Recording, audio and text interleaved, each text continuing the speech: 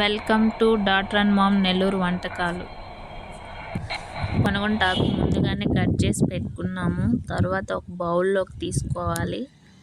5 నిమిషాలు వాటర్ పోసి నానబెట్టాలి. తర్వాత 2 సార్లు కడగాలి.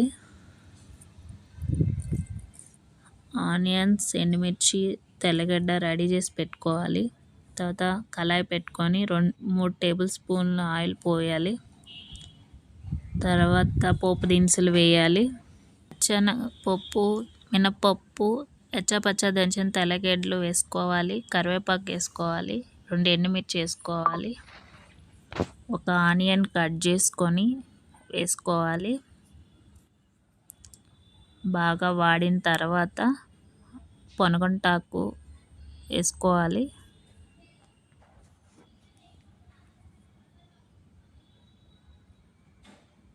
తర్వాత బాగా కలిపి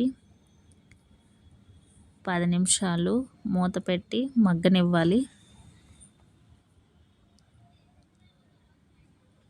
తర్వాత మూత తీసి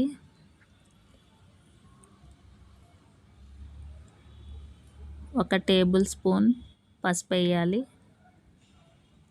2 టేబుల్ స్పూన్ సాల్ట్ వేయాలి.